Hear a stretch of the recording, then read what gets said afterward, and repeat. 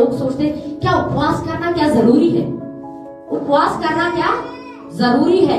एक सवाल आता है कई बार लोगों के मन में कि क्या सच में उपवास करना जरूरी है, बिना उपवास के भी तो रह सकते हैं। तो इसके लिए क्यों ना हम एक वचन पढ़ेंगे कि उपवास करना जरूरी क्यों है। हम लोग निकालेंगे मत्ती की पुस्तक, उसका 4 अध्याय, उसका 2 से 4 पढ़िए जरा, क्या लिखा है। वह 40 दिन और 40 रात निराहार रहा, तब उसे भूख लगी। तब परखने वाले ने पास आकर उससे कहा, यदि तू परमेश्वर का पुत्र है तो कह दे कि ये पत्थर रोटियां बन जाए। यीशु ने उत्तर दिया, लिखा है, मनुष्य केवल रोटी ही से नहीं परंतु हर एक वचन से जो परमेश्वर के मुख से निकलता है जीवित रहेगा। हालेलुया। आपको पता है कई बार लोग कहते हैं क्या उपवास करना जरूरी है। हाँ, बाइबल कहती है उपवास करना जरूरी है। लेकिन बाइबल में लिखा है यीशु मसीह ने भी 40 दिन का क्या किया, उपवास किया। यीशु मसीह भी अपनी सारी चीजों को छोड़कर जंगल में गया और 40 दिन उसने लिखा है वो निराहार रहा, ना तो उसने कुछ खाया ना उसने कुछ पिया। और वहां पर 40 दिन के उसने क्या किए, उपवास किए। 40 दिन जब उसने उपवास किया तो 40 दिन के वहां उस दौरान में वहां पर शैतान उसकी परीक्षा करने के लिए आया। और परीक्षा क्या की कि तुझे भूख लगी है, क्योंकि देखिए जब उपवास में होते हैं तो भूख तो क्या है, लगेगी। आप जब उपवास की बात आपके सामने आएगी ना तो सबसे पहला लोगों के मन में सवाल यही आता है कि नहीं, क्या हम खाने के बगैर रह सकते हैं, हम खाना कैसे, हम खाने के बगैर रह ही नहीं सकते, हमें खाना चाहिए, हमें तो सुबह उठते ही खाना चाहिए, हमें दोपहर में भी खाना चाहिए, हमें शाम को भी खाना चाहिए, हम उपवास खाना खाए बगैर क्या है, नहीं रह सकते। देखिए यीशु मसीह भी नहीं रह सकता था, क्योंकि यीशु मसीह भी तो बाइबल बताती है किस में था, शरीर में था। पृथ्वी पर किस में था, शरीर में था। पर बाइबल में लिखा यीशु मसीह ने 40 दिन क्या किए, उपवास किए। और लिखा है जब यीशु मसीह को क्या लगी, भूख लगी। इसका मतलब समझ रहे, यीशु मसीह को भी क्या लगती थी, भूख लगती थी। हमें लगता है कि हमें ही लगती होगी। अब अगर कोई कह दे कि यीशु मसीह ने उपवास किए थे, वो तो परमेश्वर का पुत्र है, पर बाइबल में साफ लिखा है यीशु मसीह को भी क्या लगी, भूख लगी। तो ऐसा नहीं है कि आप उपवास में जाओगे और आप कहो कि मुझे भूख नहीं लगेगी, लगेगी। पर यीशु मसीह ने क्या जवाब दिया, पढ़िए जरा उस जवाब को। यीशु ने उत्तर दिया, लिखा है, मनुष्य केवल रोटी ही से नहीं परंतु हर एक वचन से जो परमेश्वर के मुख से निकलता है जीवित रहेगा। हाँ, देखिए ध्यान से सुनिए।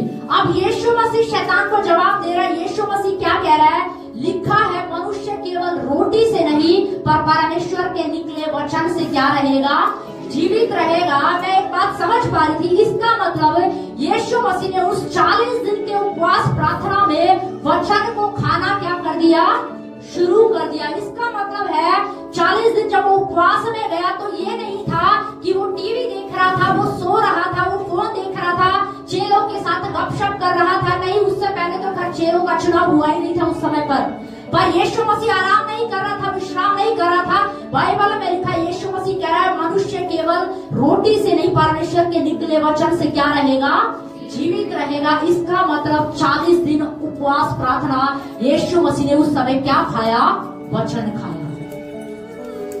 क्या खाया यीशु मसीह ने, वचन को खाया। इसका मतलब यीशु मसीह उपवास के दौरान वचन को रीड कर रहा था, वचन को मनन कर रहा था। और हो सकता है इस वचन को बार बार बोल रहा हो। जब यीशु को भूख लगती होगी ना तो वो वचन को बोलता होगा, मनुष्य केवल रोटी से नहीं परमेश्वर के मुख से निकले वचन से क्या रहेगा, जीवित रहेगा।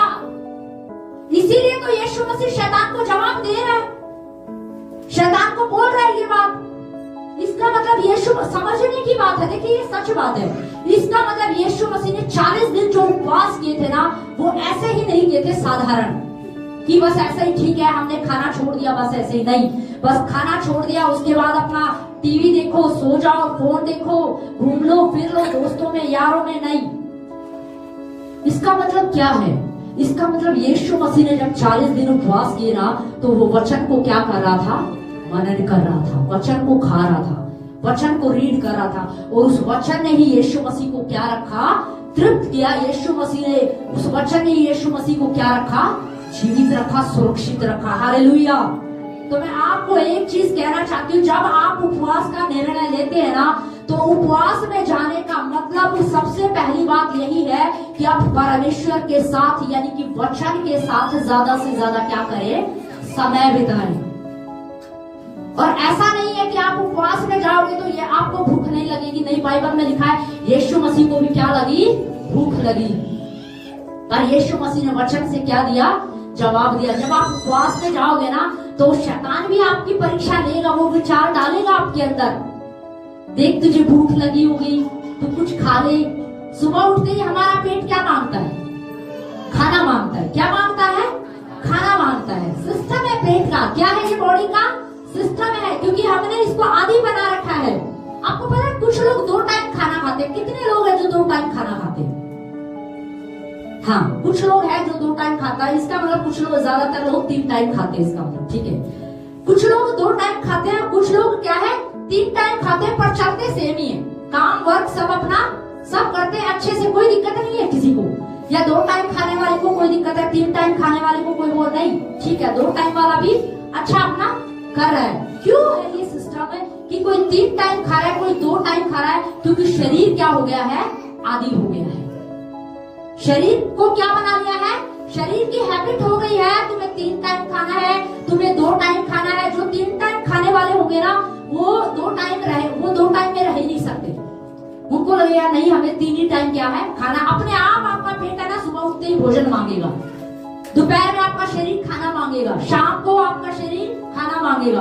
और जो 2 टाइम वाले हैं, उनको आप 3 टाइम खाना क्या है, बहुत मुश्किल है, वो नहीं खा पाएंगे, क्योंकि उनका शरीर क्या हो गया है, आदी हो गया है। तो ऐसा नहीं है कि यीशु मसीह को भूख नहीं लगी, यीशु मसीह को भी भूख लगी, पर यीशु मसीह ने अपने शरीर को क्या बना लिया, आदी बना दिया।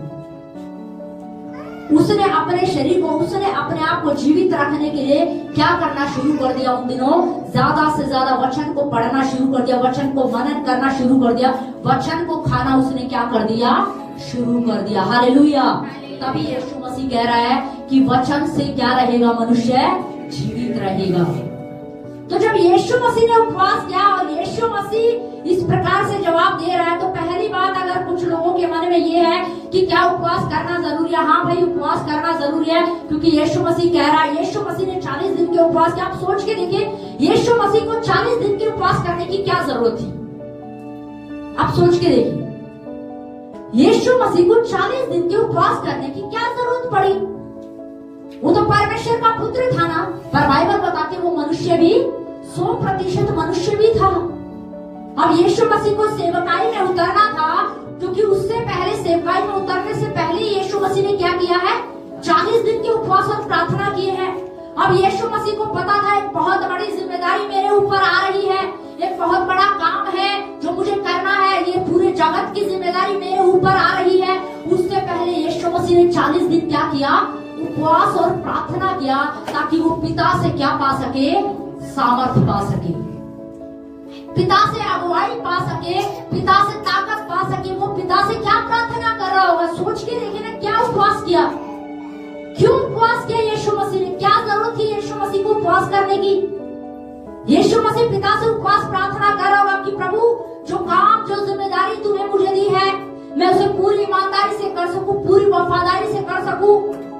प्रभु, मैं उसमें चूकने ना पाऊं। आगे मुझे चेलों का चुनाव करना है प्रभु, मैं सही निर्णय ले सकूं प्रभु, और मैं इस सेवकाई को, जो काम तूने मुझे दिया है, मैं इसे पूरी ईमानदारी से और पूरी नम्रता के साथ प्रेम पूर्वक इसे क्या है, करने पाऊं। तो यीशु मसीह ने क्या किया, उपवास किया। किस चीज के लिए?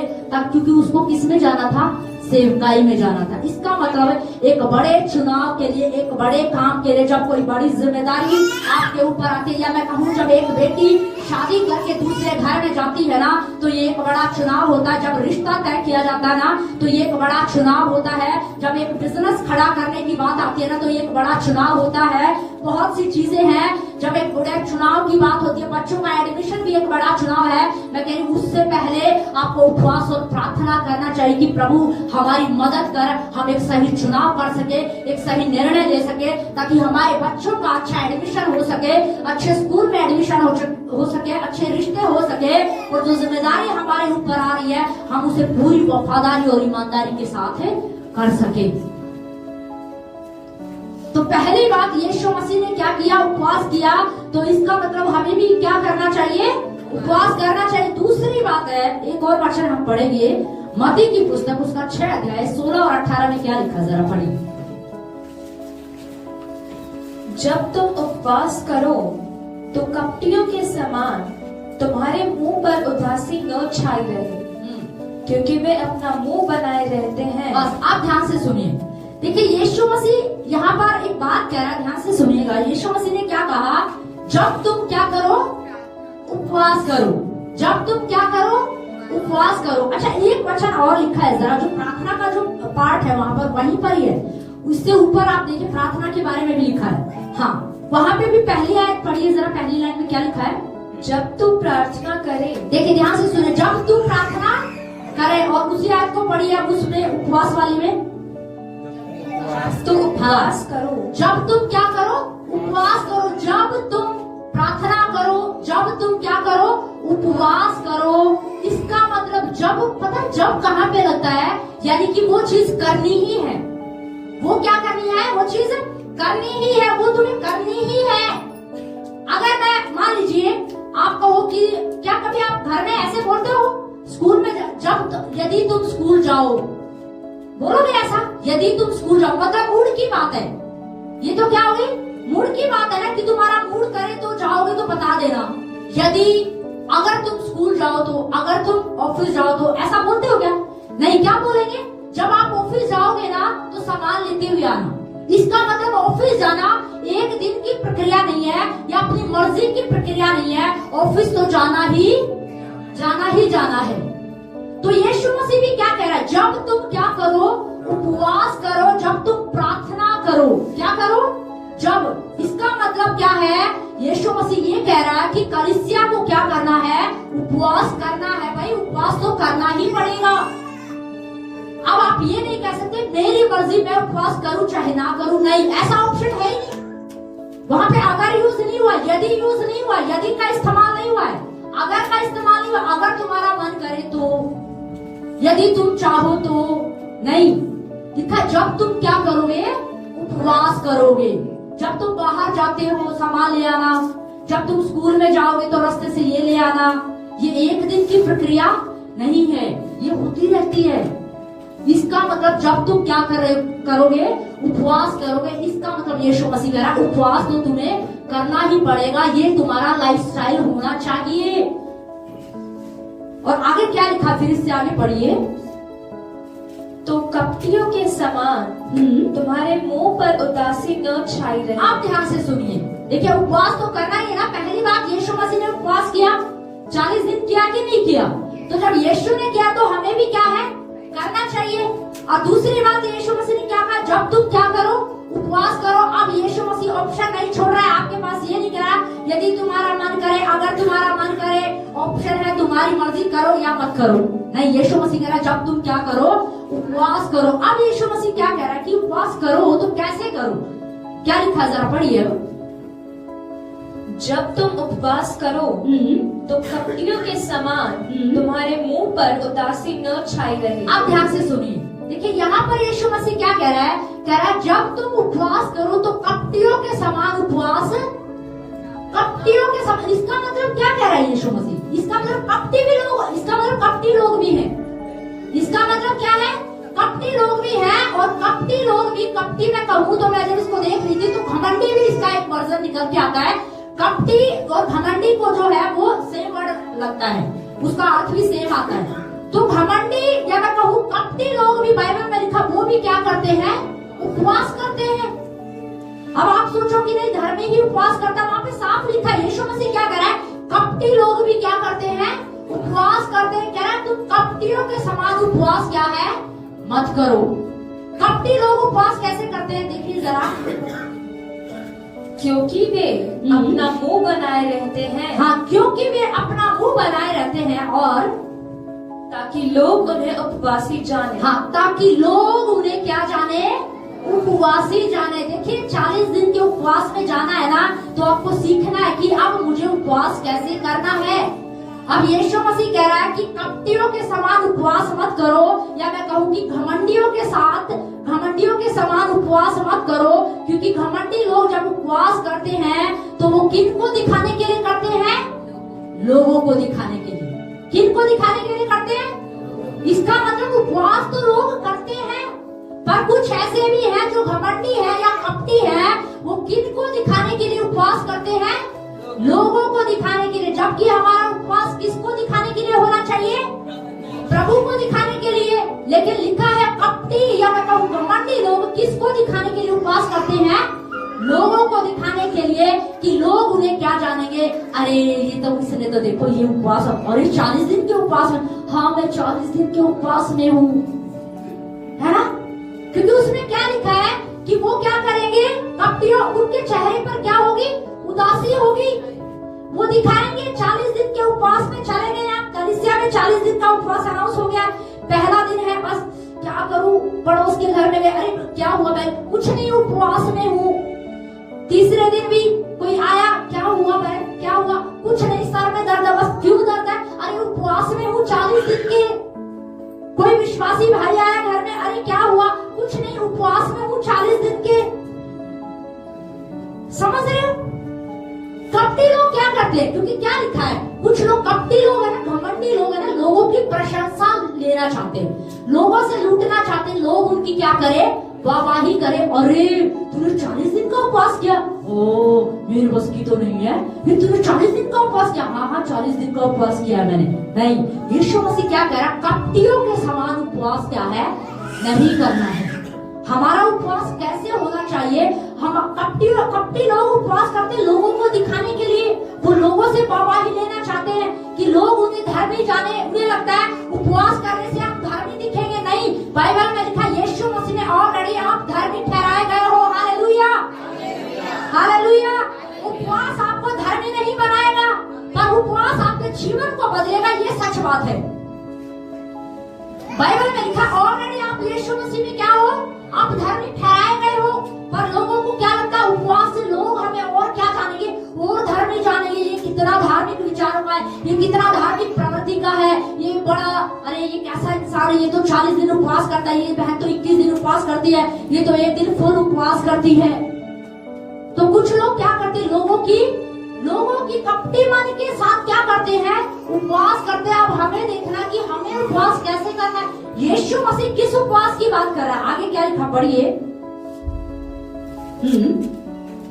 मैं तुमसे सच कहता हूँ कि वे अपना प्रतिफल पा चुके हैं, परंतु जब तू उपवास करे। देखिए ध्यान से सुनिए, अब यीशु मसीह कलीसिया से बात कर रहा है, कह रहा है जब तू क्या करे, जब तू उपवास करे तो क्या करना है, पढ़िए।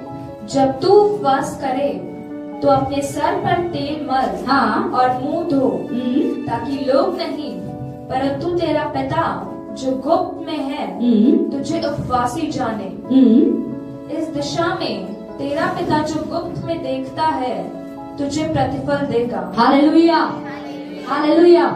यीशु मसीह कह रहा है कपटियों के समान क्या नहीं करना, उपवास नहीं करना। क्योंकि कपटी लोग किसको दिखाने के लिए उपवास करते हैं, लोगों को दिखाने के लिए उपवास करते हैं। पर यीशु मसीह फिर कह रहा है जब तू उपवास करे तो सिर पे तेल मल, मुंह धो, और अपने परमेश्वर के सामने जाओ, परमेश्वर को दिखा।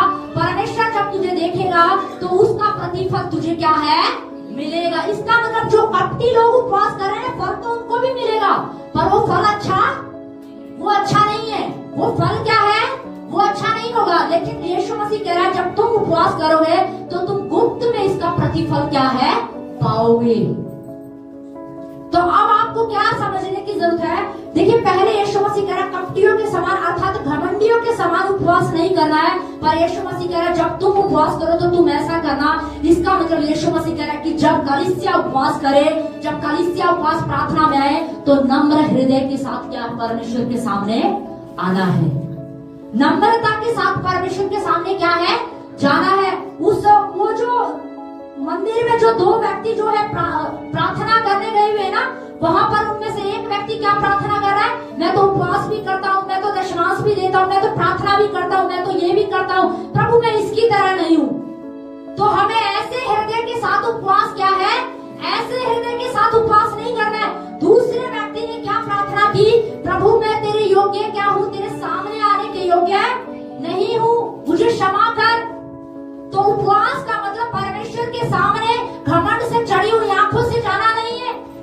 उपवास का मतलब ये नहीं है कि देख परमेश्वर मैं 40 दिन के उपवास कर रहा हूँ, मैं अपनी ताकत से कर रहा हूँ। नहीं, उपवास का मतलब है कि प्रभु मैं तेरे सम्मुख आता हूँ, मैं अपने हृदय को नम्र करता हूँ और मेरी मदद कर कि मैं 40 दिन के उपवास क्या है कर सकूं। समझ रहे? उपवास का मतलब क्या है? सही हृदय के साथ, नम्र हृदय के साथ किसके सामने जाना है? परमेश्वर के सामने जाना है। आज इसका, क्योंकि बाइबल में साफ लिखा है ना, कपटी लोग भी क्या करते हैं? उपवास करते हैं। इसका मतलब लोग घमंड के साथ भी उपवास करते हैं। अब आप सोच के देखिए, परमेश्वर के सामने प्रार्थना करने जा रहे, परमेश्वर के सामने उपवास कर रहे हैं और घमंड में बैठे हुए, तो क्या वो उपवास है किसी काम का? बताओ, घमंड किसके सामने कर रहे हैं? मुझे समझ नहीं आता। ये बात सोचने की तो है ना। कपटी लोग जो उपवास कर रहे हैं वो किसके सामने घमंड कर रहे हैं? क्या वो परमेश्वर के सामने घमंड करने के योग्य है? नहीं है। लेकिन कई लोग, इसका मतलब कुछ लोग ऐसा करते हैं। वो क्यों करते हैं? क्योंकि वो परमेश्वर को दिखाने के लिए उपवास नहीं कर रहे हैं, वो लोगों को दिखाने के लिए क्या कर रहे हैं? उपवास कर रहे कि मैं क्या हूँ, लोग जाने कि मैं क्या हूँ, उपवासी हूँ। अच्छा, मैं उपवासी हूँ, कोई मुझसे पूछे क्या हुआ है, क्या बात है, बड़े कमजोर से हो गए हो। क्योंकि उपवास में थोड़ा सा शरीर पे असर तो आएगा ना, थोड़ा शरीर पे असर तो क्या है, 19-20 असर आता है। तो लोग कहेंगे अरे क्या हुआ, थोड़ा कमजोर से हो गए। हाँ, मैं 40 दिन के उपवास में चल रही हूँ ना, इसीलिए। ओह, समझ रहे? तो इन चीजों को हमें समझना कि यीशु मसीह क्या चाहता है, यीशु मसीह किस उपवास की बात कर रहा है। और यीशु मसीह साफ कह रहा है, जब तुम क्या करो, उपवास करो, तो वो याद रखिए, उपवास आपके पास आपका चुनाव नहीं है कि आप कहो कि ये मेरा चुनाव है, मेरी मर्जी, मैं चाहे करूं या ना करूं, यदि मेरा मन होगा, अगर मेरा मन होगा। नहीं, यीशु मसीह कह रहा है, जब तू उपवास करे, जैसे आप ड्यूटी जाते हैं, जैसे आप खाना खाते हैं, जब तू खाना खाए, तो यीशु मसीह कह रहा है उपवास भी आपके जीवन का क्या हो जाएगा? हिस्सा हो जाए। उपवास करना ही है इसका मतलब। इसमें कोई चुनाव नहीं है, या कोई ये नहीं कह सकता कि मैं उपवास क्यों करूं, क्या उपवास जरूरी है? हाँ, उपवास जरूरी है। यीशु मसीह भी कह रहा है एक जगह पर अपने चेलों से, जब मैं जाऊंगा तो जब मैं चला जाऊंगा तो उसके बाद चेले क्या करेंगे? उपवास करेंगे। वो दिन होंगे उनके क्या करने के? उपवास करने के। तो यीशु मसीह साफ इस बात को कह रहा है। और अब आप सोचेंगे कि अरे हम कैसे उपवास करें, 40 दिन का तो बड़ा लंबा उपवास है, कैसे करना है? पर यही चीज आज हमें सीखनी है कि हमें कैसे उपवास करना है। देखिए, शुरू में मुझे भी बहुत मुश्किल लगा था। शुरू में मुझे भी क्या है, बहुत मुश्किल लगा था, क्योंकि पेट उठते ही क्या मांगता है? खाना मांगता है, भोजन मांगता है, फ्रूट मांगता है, चाउमीन मांगता है, मोमोज मांगता है, ये खा लो, वो खा लो। आप मार्केट से निकल जाओ। एक टाइम की मैं आपको बताती हूँ, जब मैं उपवास प्रार्थना में चल रही थी उस दौरान, तो मैं ज्योति पार्क से जब ऐसे निकल के आती थी ना, मंडी से निकल के आती थी, तो मैंने देखा जब शाम होती थी ना, शाम को जब निकलते हैं, दिन में तो ऐसा नहीं होता, पर शाम होती थी ना, तो इधर जलेबी है, इधर मोमोज है, इधर गोलगप्पे है, इधर कुछ है। और मैं किसमें होती थी? मैं उपवास में होती थी। तो मैंने सोचा कि ये तो बड़ा गलत सिस्टम है। ये आंखें है ना, ये देखती है, इसका मतलब देखने से मन में क्या आती है? इच्छा आती है। फिर मन क्या है, करता है कि अरे क्या कर ले, चल खा ले, चल खा ले, चल खा ले, है ना। तो मैंने क्या डिसाइड किया? मैंने डिसाइड किया कि अब एक काम करना पड़ेगा, अगर इन चीजों से बचना है तो निर्णय ले ले कि जब घर से निकलेगी ना, तो मार्केट में क्या बिक रहा है उधर देखना ही नहीं है, बस सीधे जाना है और सीधे वापस अपने घर आ जाना। मैं आपको सच बता रही हूँ, कुछ दिन मैंने बिल्कुल ऐसा ही शेड्यूल बनाया, कहाँ पे क्या बन रहा है, कहाँ पे क्या बिक रहा है, क्या हो रहा है, कुछ नहीं देख रहा है, इधर उधर तो देखना ही नहीं है। ये सच बात है, क्योंकि दाऊद कहता है, पौलुस एक जगह लिखा है, पौलुस क्या कह रहा है? मैं अपने शरीर को क्या करता हूँ? मारता और कूटता हूँ। आपको क्या लगता है पौलुस अपने शरीर को क्यों मारता था? कमरे में बंद करता था, हंटर लेता था, दे हंटर। नहीं, ऐसा नहीं है। हो सकता है जब वो उपवास में हो तो उसका मन करता होगा, किसी ने खाना बनाया होगा, वो बड़ी अच्छी खुशबू आ रही है, पनीर, वो भिंडी, वो कुछ भी जो भी है, चिकन बिरयानी, लोगों को आ रही होगी खुशबू। मैं तो कभी खाती नहीं, पर मैं बता रही हूँ, है ना। तो पौलुस अपने मन को क्या करता है? अपने शरीर को क्या करता है? मारता कूटता है। मैंने तुझे बोला है ना, दिन में कुछ नहीं खाना, दोपहर में कुछ नहीं खाना, शाम को भोजन मिलेगा। पौलुस ये करता होगा भाई, बिल्कुल पौलुस अपने शरीर को मारता और कूटता है। उपवास में जब होगा तो उसका मन करता होगा चल ये खा लूं, चल वो खा लूं, पर वो अपने शरीर को क्या करता है? मारता है, कूटता है, नहीं अभी ये तुझे नहीं मिलेगा। या जब उसका मन करता होगा चलो दोस्तों के साथ घूमने चलो, चलो आज तो है ना प्रार्थना बहुत हो गई, बोर हो गया हूँ, अब उपवास में और तो कुछ काम है नहीं, तो ये अब सारा दिन प्रार्थना तो कैसे करूँ, चलो फेसबुक पे बिजी हो जाता हूँ, चलो इंस्टाग्राम पे लग जाता हूँ, क्योंकि पेट को क्या करना है? पेट का ध्यान डाइवर्ट करना है ना। पेट का ध्यान क्या करना है? डाइवर्ट करना है। शरीर क्या मांग रहा है? खाना मांग रहा है। अब कुछ समझ में तो आ नहीं रहा, चलो इंस्टाग्राम पे लग जाते हैं, चलो सो जाते हैं 3-4 घंटे, पता ही नहीं चलेगा कब 3-4 घंटे निकल गए, है ना? पता ही नहीं चलेगा कब 3-4 घंटे निकल गए। फिर देखेंगे अरे हाँ 4 बज गए, चलो अब तो 5 बजने वाले, अब तो खाना मिलेगा। तो पौलुस ऐसे नहीं करता था। पौलुस बाइबल में लिखा, पौलुस अपने शरीर को मारता था, कूटता था, और वो कहता था कि प्रार्थना कर, वचन पढ़, वचन की घोषणा कर, वचन को ज्यादा से ज्यादा मनन कर। Hallelujah, hallelujah. तो उपवास का सही मतलब कलीसिया हमें समझना है। उपवास का मतलब ये नहीं है कि खाना छोड़ दिया उसके बाद बस टीवी है, फोन है, बस नींद है, बस हो गया उपवास। नहीं, ये सही उपवास का मतलब क्या है? नहीं है। और मैं आपको सच बताऊं, जब आप ये उपवास में जाएंगे ना, तो इस उपवास का कुछ बेनिफिट भी आपको होगा। ऐसा नहीं है कि आप सोचो कि 40 दिन उपवास करने से होगा क्या? अरे 40 दिन उपवास करने से तो बहुत कुछ होगा भाई, समझ रहे हो? 40 दिन उपवास करने से बहुत कुछ होगा, सच में बहुत कुछ होगा। क्यों ना एक वचन पढ़ेंगे, मत्ती की पुस्तक उसका 17 अध्याय 19 और 21 तक पढ़िए जरा, क्या लिखा है?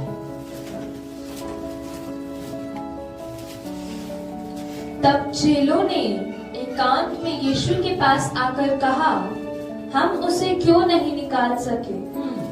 उसने उनसे कहा, अपने विश्वास की घटी के कारण, क्योंकि मैं तुमसे सच कहता हूँ, यदि तुम्हारा विश्वास राई के दाने के बराबर भी हो। देखिए ध्यान से सुनिए, देखिए यहाँ पर हुआ क्या है? यहाँ पर एक व्यक्ति अपने बेटे को लेकर आया, चेलों के पास गया और उसमें दुष्ट आत्मा थी, पर लिखा चेले उस दुष्ट आत्मा को क्या है?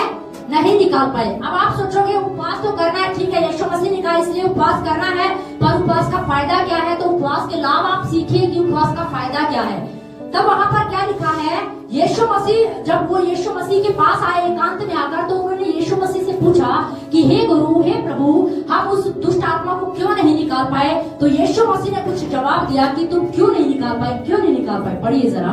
उसने उनसे कहा, अपने विश्वास की घटी के कारण। अपने विश्वास की घटी के कारण चेले उस दुष्ट आत्मा को क्यों नहीं निकाल पाए? विश्वास की घटी के कारण। आपको पता है कई बार क्या लगता है, अच्छा कई बार आपने कभी अपनी लाइफ में ऐसा देखा कि कुछ चीजों के लिए आपके अंदर बहुत विश्वास आ गया, कुछ बातों के लिए आपके अंदर बहुत विश्वास आ गया और बड़ा विश्वास आ गया, वो काम हो भी गए। और कभी ऐसा हुआ कि विश्वास तो है, पर वो विश्वास नहीं है जो कभी एकदम से आता है, वो विश्वास नहीं है। तो चेलों के पास विश्वास तो था, पर उसमें क्या था? अविश्वास भी मिला हुआ था, क्योंकि वो क्या कर रहे थे? शक कर रहे थे। और क्या लिखा जरा पढ़िए, क्योंकि मैं तुमसे सच कहता हूँ, यदि तुम्हारा विश्वास राई के दाने के बराबर भी हो, तो इस पहाड़ से कह सकोगे, यहाँ से सरक कर वहाँ चला जा, तो वह चला जाएगा, और कोई बात तुम्हारे लिए असंभव न होगी। पर यह जाति, अब देखिए, यह जाति तुम क्यों नहीं निकाल पाए? अपने विश्वास की घटी के कारण, अविश्वास के कारण तुम क्या उसे नहीं निकाल पाए। और अब यीशु मसीह क्या कह रहा है? यह जाति, कौन सी जाति? यह जाति। अब पढ़िए जरा क्या लिखा है? पर यह जाति बिना प्रार्थना और उपवास के नहीं निकलती। यह जाति बिना प्रार्थना और उपवास के नहीं निकलती। कौन सी जाति की बात कर रहा है यीशु मसीह? अविश्वास की बात कर रहा है यीशु मसीह। क्योंकि यीशु कारण क्या था दुष्ट आत्मा के नहीं निकलने का? कारण क्या था? अविश्वास, शक। कारण क्या था दुष्ट आत्मा के नहीं निकलने का? अविश्वास था। जो रुकावट थी, वो रुकावट कब जाएगी? यीशु मसीह ने कहा ये जो रुकावट है ना, ये जो कारण है, ये तब जाएगा जब तुम क्या करोगे, उपवास और प्रार्थना करोगे। तो तुम्हारे मन के अंदर जो शक है, जो डर है, वो संदेह जो है, वो तुम्हारे अंदर से क्या हो जाएगा, निकल जाएगा। हालेलुया। तो मैं आपको सच बता रही हूँ, ये सच बात है। कई बार लोग सोचते, कई बार बहुत बार ऐसा होता है कि कुछ चमत्कार आपके जीवन में होना होता है, पर वो शक के कारण, अविश्वास के कारण, डर के कारण वो आपकी लाइफ में पूरा नहीं होता। और हम बहुत बार इसी अविश्वास के कारण क्या करते रहते हैं, बहुत सारे लोग स्ट्रगल करते रहते हैं। ये सच बात है। बहुत सारे लोग अविश्वास के कारण क्या करते रहते हैं, स्ट्रगल करते रहते हैं। और उन्हें लगता है कि हम क्या कर रहे हैं, विश्वास कर रहे हैं, पर कहीं ना कहीं अविश्वास उनके अंदर क्या है, होता है। पर उन्हें वो समझ में कई बार क्या है, नहीं आता। पर यीशु मसीह क्या कह रहा है, ये जो जाति है ना, बिना उपवास और प्रार्थना के नहीं जाएगी। इसका मतलब अगर आप चाहते ना, पहला बेनिफिट ध्यान से सुन लीजिए, अगर आप चाहते ना कि मेरा विश्वास का लेवल बढ़े, मेरा विश्वास बढ़ जाए, तो आप, मैं ये कह रही हूँ कि आप उपवास प्रार्थना शुरू कर दीजिए। और ये जो उपवास प्रार्थना चलेगी ना, इस उपवास प्रार्थना के दौरान आपको प्रभु को कहना है, प्रभु मेरे विश्वास को क्या कर, बढ़ा। प्रभु मेरे विश्वास को क्या कर दे, बढ़ा। मेरे अंदर से जो है विश्वास है, इसको खत्म कर दे। और इतना ही नहीं, मैं आपको कह रही हूँ, जब आप उपवास और प्रार्थना में एक व्यक्ति जब जाता है ना, तो बहुत सारी चीजें उसके साथ होती हैं, बहुत सारे फायदे उसको होते हैं। सबसे पहला बेनिफिट होता है, पता है क्या होता है, वो अपने शरीर पर काबू पाना क्या कर लेता है, सीख जाता है। अब आप कहोगे कैसे? देखिए, जब आप खाना खाते हो ना, खाना खा के आपकी बॉडी जो है ना, बहुत सारी चीजें मांगती है, बहुत सारी चीजें करती है। चलो फोन देख लूं। खाना खाने के बाद नींद भी क्या है, बहुत आती है। आती है कि नहीं आती है? पर कई बार आपने कभी ऐसा देखा कि आपने रात में खाना नहीं खाया और आपको नींद नहीं आ रही?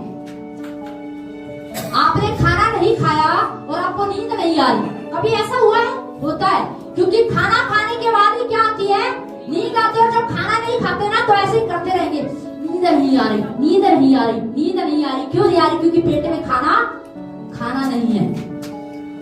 समझ रहे? तो कहीं ना कहीं ये नींद, ये जो उपवास होगा ना, ये मैं सच बता रही हूँ, ये व्यक्ति को आलस्य से बाहर भी लेकर आएगा। इसके कई सारे फायदे होंगे। आपके शरीर में काम करेगा, बहुत अच्छी तरीके से काम करेगा। समझ रहे? पहली बात तो यही होगा कि आप जब उपवास में जाएंगे तो आपको प्रार्थना करनी, प्रभु मेरे विश्वास को क्या कर, बढ़ा। दूसरी बात, जब आप उपवास में जाएंगे ना, तो मैं 100% इस बात को कह रही हूँ, आप अपने शरीर पर काबू पाना सीख जाएंगे। बहुत सारी ऐसी चीजें होंगी, या बहुत सारी ऐसी लतें होंगी, आदतें होंगी, जो चेले थे ना, वो अविश्वास के कारण क्या कर रहे थे, स्ट्रगल कर रहे थे। अविश्वास के कारण दुष्ट आत्मा को नहीं निकाल पाए। ऐसी बहुत सारी चीजें हो सकती है आपके अंदर, कोई लत हो सकती है, कोई आदत हो सकती है, जो सालों से आप स्ट्रगल कर रहे हैं, या कोई ऐसी चीज हो सकती है। कई बार लोगों के अंदर, कई बार ऐसा लगता है, हो सकता है किसी के अंदर गुस्सा बहुत ज्यादा हो, उसे गुस्सा बहुत आता हो। तो मैं कह रही हूँ, प्रार्थना, जब उपवास प्रार्थना में आप जाओ ना, तो प्रभु से कहना, प्रभु मेरे गुस्से पर मुझे काबू पाना क्या कर, सिखा। हो सकता है आप जब बोलते हो, कुछ ना कुछ गलत ही बोलते हो, तो आप प्रभु को बोलना है कि प्रभु मुझे सही बोलना क्या कर, सिखा। समझ रहे? बहुत सारी ऐसी आदतें होती है, लतें होती है। प्रभु मुझे ये फोन का बहुत एडिक्शन हो गया, इंस्टाग्राम का एडिक्शन हो गया, फेसबुक का एडिक्शन हो गया, प्रभु मेरी मदद कर। मैं कह रही, जब आप उपवास प्रार्थना में जाएंगे ना, और प्रभु से ये सारी बातें जब प्रभु के सामने रखेंगे, तो परमेश्वर इन चीजों को आपके जीवन से अलग कर देगा। Hallelujah, hallelujah. तो उपवास का बहुत फायदा है, बहुत बेनिफिट है। एक और फायदा भी है, अगर आप उपवास में देखोगे, तो जब हम उपवास में जाते हैं ना, लंबे उपवास में, तो थोड़ा शरीर का वेट क्या हो जाता है, लूज होने लगता है, कम होने लगता है। क्या होने लगता है? वेट क्या होने लगता है, कम होने लगता है। तो इसमें फायदा है कि नुकसान है? फायदा है। अब आप सोचोगे कि जो पतले हैं वो क्या करेंगे, अरे भाई कुछ नहीं होगा, सिर्फ 19-20 का फर्क आएगा, ज्यादा कुछ नहीं आएगा। तो घबराना नहीं है कि अरे जो हेल्दी है चलो ठीक है। और आपको एक बात मैं बता दूं, कई बार जब उपवास में लोग जाते हैं ना, तो उपवास में जाने से पहले ना लोग सोचते हैं कि पता नहीं अगर मैं थक गया तो मेरे पेट में दर्द हुआ, तो मेरे सर में दर्द हुआ, तो मेरे ये दर्द हुआ। तो वो सिर्फ 2 या 3 दिन का होता है, उससे ज्यादा नहीं होता है। मैं आपको सच बता रही हूँ, वो उससे ज्यादा क्या है, नहीं होता है। दूसरी चीज क्या होती है कि जब आप उपवास में चले जाते हैं ना, तो आपके शरीर के अंदर जो है कुछ ऐसे विषैले तत्व होते हैं, जब आप पानी पीते हो ना, तो वो पानी पीने के द्वारा बाहर क्या है निकलते हैं। कुछ ऐसे विषैले तत्व होते हैं, जब आप उपवास में जाते हो ना, तो ज्यादा, क्योंकि उपवास में आप क्या करोगे, पानी पियोगे, और जब ज्यादा से ज्यादा पानी आप पिएंगे ना, तो कुछ ऐसी चीजें होती हैं जो उस पानी के द्वारा आपके शरीर में से क्या करती है, वो बाहर निकलती है, और उससे क्या होता है, जो आपका पाचन तंत्र होता है ना, वो बिल्कुल फिट होता है, वो सही हो जाता है। दूसरा, आपकी बीमारियों से लड़ने की क्षमता क्या होने लगती है, स्ट्रॉन्ग होने लगती है। ये क्यों होता है पता है? क्योंकि जब हम खाना खाते हैं ना, तो हम सिर्फ खाना ही नहीं खाते, हम और भी बहुत कुछ खाते हैं। हम और भी क्या करते हैं, बहुत कुछ खाते हैं। ये खा लिया, वो खा लिया, ये खा लिया, वो खा लिया, तो बहुत सारी चीजें हम क्या है खाते रहते हैं। अपने पाचन तंत्र को हम कभी रेस्ट क्या है देते ही नहीं। पर मैं आपको बताऊं, जिस दिन आप उपवास में जाएंगे ना, उस दिन आपका पाचन तंत्र भी कहेगा, अरे बड़े लंबे समय के बाद रेस्ट मिला है। क्योंकि हम उसको रेस्ट क्या है देते ही नहीं है। सुबह चाय पियेंगे, फिर पराठे खाएंगे, फिर दोपहर में चावल खाएंगे, फिर पराठे खा लेंगे, फिर कुछ और खा लेंगे, फिर चाउमीन आ गया, फिर मोमोज आ गया। पाचन तंत्र भी सोच रहा होगा कि अरे ये तो सांस लेने भी क्या है, सांस भी नहीं लेने देते, खाते ही रहते, खाते ही रहते, खाते ही रहते।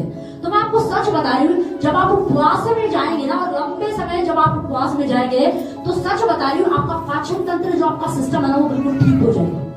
अगर किसी को लगता है ना कि मेरा पाचन तंत्र ठीक नहीं है, तो मैं कह रही हूँ, आप लंबे टाइम उपवास में जाके देखिए, आपका फिट हो जाएगा। दूसरी चीज, इससे बेनिफिट क्या होता है कि जब आप पानी ज्यादा से ज्यादा पीते हो ना, तो विषैले पदार्थ क्या होते हैं, बाहर निकलते हैं। उससे आपके शरीर की क्षमता, बीमारियों से लड़ने की जो क्षमता होती है, वो बढ़ने लग जाती है। क्योंकि कुछ विषैली चीजें जो आपके शरीर को नुकसान पहुंचाती है, आपके शरीर को कमजोर करती है, वो आपकी बॉडी से क्या कर रही है, बाहर निकल रही है। क्या होती है, बाहर निकलते हैं। कुछ अच्छी चीजें, कुछ अच्छे तत्व आपके शरीर में उत्पन्न होने लगते हैं, जो बीमारियों से लड़ने में आपकी क्या करते हैं, मदद करते हैं। ये सच बात है। और एक बार प्रभु के जन बड़ा अच्छा बता रहे थे, उन्होंने बोला, कई बार लोग कहते हैं मैं लंबा टाइम उपवास क्यों करूं। देखो, हेल्दी लोगों को घबराने की जरूरत नहीं है, क्योंकि उनका जो फैट होता है ना, उनका जो फैट होता है, जब वो खाना छोड़ देते हैं ना, तो शरीर एनर्जी लेना। अब आप सोचोगे कहाँ से एनर्जी आएगी, तो जो फैट, जो थोड़े हेल्दी होते हैं ना, उनको घबराने की जरूरत नहीं है, क्योंकि उनका शरीर एनर्जी कुछ टाइम के बाद उनके फैट में से ही लेना क्या कर देता है, शुरू कर देता है। और यही कारण होता है कि शरीर का जो फैट है, वो क्या होने लगता है, कम होने लगता है। यही कारण है, समझ रहे? तो इससे हमारे शरीर को भी बेनिफिट है कि नहीं है? देखिए, आपको शारीरिक भी इसका बेनिफिट है, मानसिक भी है, और आत्मिक भी इसका बेनिफिट आपको है। तो हमें उपवास करना चाहिए कि नहीं करना चाहिए? समझ रहे? और एक बेनिफिट और आपको बताऊं, जब आप उपवास में जाते हैं ना, लंबे टाइम में आप उपवास में जाएंगे, तो जो आपका कोलेस्ट्रॉल होता है ना, वो बहुत कंट्रोल में आ जाता है। और बहुत कंट्रोल में आने के बाद, क्योंकि व्यक्ति का कोलेस्ट्रॉल जो होता है ना, वो कंट्रोल में आना, उसका सही मात्रा में होना बहुत जरूरी होता है। अगर वो सही मात्रा में नहीं होता ना, या वो बढ़ जाता है, तो व्यक्ति को है ना, हार्ट की क्या है, शिकायतें होने लगती है। हार्ट में क्या होने लगती है, दिक्कतें होने लगती है। पर जब वो भोजन छोड़ देता है, खाना क्या कर देता है, छोड़ देता। मैं कह रही, देखिए, वो उपवास की बात नहीं करी मैं, चलो दोपहर में खा लेते हैं, चलो फिर शाम को खा लिया। देखिए, ये उपवास सच में ये किसी काम का नहीं है। अगर आपको शरीर को बेनिफिट देना है, तो ये किसी काम का नहीं है। ये कामयाब तभी होगा, आपके शरीर को बेनिफिट तभी मिलेगा, जब आप दिन भर में किसमें क्या कर रहे हैं, पानी पी रहे हैं। क्या कर रहे हैं, ज्यादा से ज्यादा पानी पी रहे हैं। ज्यादा से ज्यादा जब आप पानी पिएंगे, और फिर जब आप शाम को एक टाइम खाना खाओ, तो फिर ये नहीं कि चलो जी सुनो, मोमोज ले आओ, चाउमीन ले आओ, समोसे ले आओ, ये ले आओ, पराठे बना लेते हैं, फिर हम उसको खा लेते हैं, फिर हम सोचे कि नहीं नहीं, एक सिंपल और सादा जो है ना, खाना आप खाएं। जब सिंपल और सादा खाना आप लेंगे ना, तो आपका शरीर क्या रहेगा, फिट रहेगा। तो कोलेस्ट्रॉल नियंत्रण में आ जाएगा, और आपका हार्ट, आपका हृदय जो है ना, वो हेल्दी रहेगा, स्वस्थ रहेगा।